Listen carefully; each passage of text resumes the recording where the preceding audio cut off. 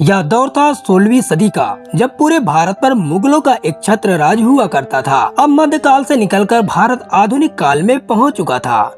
इस समय भारत दुनिया का सबसे धनी देश बन चुका था। यहाँ भारत में इतनी ज्यादा जनसंख्या थी कि अगर कोई देश व्यापार करना चाहता तो सिर्फ भारत देश से ही करना चाहता। अब भारत देश के बारे में भी कई यूरोपीय देशों को पता चल चुका था। शायद अगर 1498 में वास्को डी गामा ने भारत की खोज न की होती तो भारत और समृद्ध देश बन चुका होता। लेकिन वास्को डी गामा ने भारत को समुद्री यात्रा करने के दौरान खोज लिया। जब वास्को डी गामा यहाँ आए तो उनको एहसास हुआ कि भारत के बारे में भी यूरोपीय देशों को पता चलना चाहिए। उस जमाने में तो ना मोबाइल फोन था, ना ही रेडियो और ना ही कोई समाचार पत्र जिसके जरिए यह बात सबको बता पाए कि उन्होंने एक देश खोजा है। अब भारत पे यूरोपीय देशों की नजर पड़ चुकी थी, जिसमें से 5 कंपनियों ने भारत पे कब्जा भी जमा लिया। पहली कंपनी थी पुर्तगाल, दूसरी कंपनी थी डेनिश, तीसरी कंपनी जो आई वह सबसे शक्तिशाली और आक्रामक थी, यही थी इंग्लिश ईस्ट इंडिया कंपनी। जिसके बाद डच कंपनी भारत आई, फिर आई फ्रांसीसी कंपनी। अब ईस्ट इंडिया कंपनी अपने व्यापार को बढ़ाने के लिए कई शाखाएं भारत भर में खोल दी। इन सभी शाखाओं की अनुमति मुगल वंश के बादशाह देते थे। 16वीं सदी का भारत बहुत ही समृद्ध और संपन्न था। दुनिया के कुल उत्पादन का 1/4 माल भारत में ही तैयार होता था। इसी की वजह से भारत को सोने की चिड़िया कहा जाता था। मुगल वंश के बादशाह दुनिया के सबसे दौलतमंद बादशाह में से एक थे। अब बादशाह अकबर की मौत हो चुकी थी।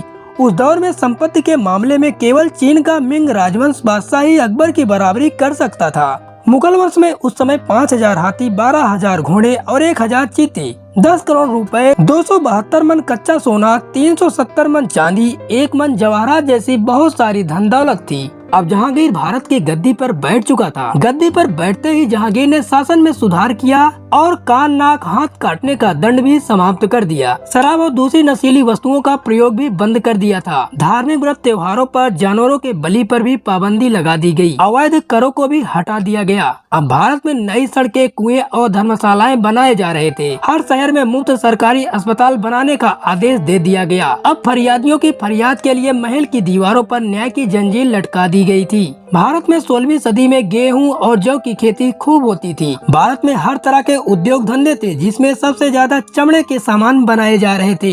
पहनावे की बात करें तो महिलाएं साड़ी और पुरुष सफेद धोती और कमीज पहनते थे। साथ में सिर पर पगड़ी भी रखते थे। उस जमाने में मनोरंजन के लिए टीवी, रेडियो और मोबाइल तो नहीं था, लेकिन उनकी जिंदगी आज से ज्यादा खुशहाल थी। उस जमाने में लोग शाम को सभी घर वालों के साथ बैठकर अपने अपने सुख दुख का हाल बताते थे। रात में दादी माँ बच्चों को कहानियाँ सुनाकर सुलाती थी। सुबह होते ही किसान भाई खेतों पर चले जाते थे। जब से बादशाह अकबर का शासन आया था, सब ने चैन की सांस ली थी। सब अपने अपने धार्मिक कार्य कर रहे थे और किसी तरह का टैक्स भी नहीं देना पड़ रहा था। मुगलों ने प्रांतों में शांति बनाने के लिए सूबेदार का पद भी बनाया था और प्रांतों से जो राजस्व आता था उसका हिसाब किताब दीवान करता था। जैसे आज के समय में जिले का मुखिया डिस्ट्रिक्ट मजिस्ट्रेट होता है, 16वीं सदी में इसे फौजदार कहा जाता था और बड़े बड़े शहरों का प्रधान कोतवाल होता था।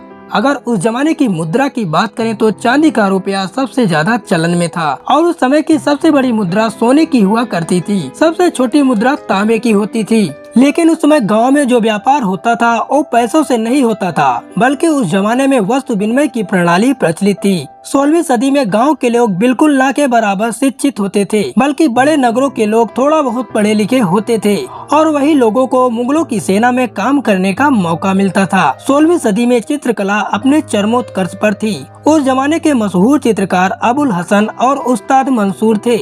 16वीं सदी में भारत में आलीशान किले और महलों का निर्माण शुरू हो गया। 1648 में बनी उस जमाने की मशहूर इमारत थी ताजमहल, जिससे पहले न ऐसी इमारत बनी थी और शायद आगे भी न बन पाए। 16वीं सदी में ही भारत में बड़े बड़े किले बना दिए गए। उसी में से एक था दिल्ली का लाल किला, जो आज भी वैसा ही दिखता है। 16वीं सदी में युद्ध होना थोड़ा कम हो गया था। बीच में थोड़ी बहुत लड़ाइयाँ हुई थी जब औरंगजेब उत्तराधिकार के लिए विद्रोह किया था। उस जमाने में मुगलों का दबदबा कम होने लगा था। दक्षिण पश्चिम महाराष्ट्र में मराठों का उदय हो रहा था। मराठा साम्राज्य के संस्थापक शिवाजी ने 16वीं सदी में ही राज किया था। उनका शासन 1627 से लेकर 1680 तक चला, लेकिन 16वीं सदी खत्म होते होते भारत पर अंग्रेजों ने कब्जा जमा लिया था। भारत में कपड़ों की बड़ी बड़ी मिल बना दिए थे और भारत में नील की खेती करना शुरू कर दिया था। भारत के किसान वर्ग और गरीब हो गए थे, क्योंकि अब जो बुनाई का काम हाथ से करते थे उसकी जगह अंग्रेजी मशीनों ने ले लिया था। 16वीं सदी में भारत में जातिवाद बहुत ज्यादा फैल चुका था। जो जिस जाति का था उसके हिसाब से उसे काम दे दिया गया था। शूद्र जाति के लोगों को तो लोग छूते भी नहीं थे, उन्हें मंदिरों में भी जाने नहीं दिया जाता था। इस जमाने में शहर बहुत ही कम थे और शहरों में जनसंख्या भी बहुत ही कम थी। सड़कों पे भीड़ बिल्कुल नहीं रहा करती थी और सड़कों पे बैलगाड़ी घोड़ा गाड़ी के अलावा कुछ नहीं चलता था। ट्रेन और भी अन्य गाड़ियां 18वीं सदी में भारत में आई थी। शहरों में लाइटें नहीं थी, यानी तब लाइट का खोज भी नहीं हुआ था। दोस्तों, 16वीं सदी का भारत ऐसा था कि कुछ चीजें बहुत अच्छी थी तो कुछ चीजें बहुत ही खराब। मकान भले ही कच्चे थे, लेकिन लोग उस वक्त बहुत ही अच्छे थे। लालच और धोखेबाजी से लोगों का वास्ता ही नहीं था। आपको क्या लगता है, उस जमाने की कौन सी चीजें आज भी भारत में होनी चाहिए? हमें वीडियो में कमेंट करके बताइएगा।